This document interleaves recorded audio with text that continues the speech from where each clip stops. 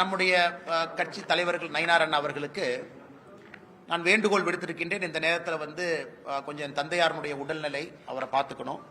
அதனால தான் அதிகமாக இன்னைக்கு கோயம்புத்தூர் பகுதியில் இருக்கேன். அப்பா அவங்க கொஞ்சம் டயாலிசிஸில் இருக்காங்க. I have to take care of him. என்னுடைய முதல் கடமை அது. அதனால் இன்னைக்கு அந்த அடிப்படை வேலைகள் என்னால் செய்வதற்கான சாத்தியக்கூறுகள் இல்லை. என்னால் அதிகமாக டிராவல் பண்ண முடியாதுங்கிற வேண்டுகோளை வச்சிருக்கிறேன். கட்சியும் அதை ஏற்றுக்கிட்டு வேறு வேறு பொறுப்பாளர்களை ரீஅலோகேட் பண்ணுவாங்க.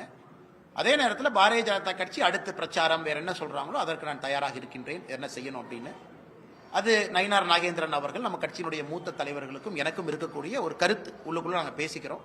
அதனால கட்சிக்கு என்ன வேலை செய்யணும், கூட்டணிக்கு என்ன வேலை செய்யணும், நிற்கக்கூடிய பாரதிய ஜனதா கட்சியினுடைய வேட்பாளர்களுக்கு என்ன வேலை செய்யணும், நம்முடைய கூட்டணி கட்சி அனைத்து இந்திய அண்ணா திராவிட முன்னேற்ற கழகம் உட்பட எல்லா கட்சிகளுக்கும் என்ன வேலை செய்யணும் கட்சி சொல்லுதோ அந்த வேலையை செய்வோம். இப்போதைக்கு அதிகமாக டிராவல் பண்ண முடியாத சூழ்நிலை எனக்கு இருக்கு. அதனால் அதையும் கட்சி புரிஞ்சுக்கிட்டாங்க. சம்பந்தப்பட்ட நேரத்தில் என்ன வேலை, தேர்தல் நிற்பதா இல்லையா, இதெல்லாம் செய்யணுமான்னு கட்சி சொல்லட்டும்னா அதுக்கப்புறம் நான் பேசுறேன். சிங்கநல்லூர் தொகுதிக்கு வேறு ஒரு பொறுப்பாளரை இந்த கட்சியிலிருந்து நியமனம் பண்ணுவாங்கன்னா வேற ஒரு தலைவர் பண்ணுவாங்க. தமிழ்நாட்டினுடைய 6 இதுக்கு பண்ணுவாங்க.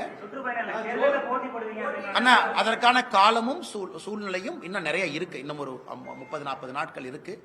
கட்சி என்ன சொல்லுது அப்படின்னு தெரிஞ்சுக்கிட்ட பிறகு உங்ககிட்ட நான் பேசுறேன்.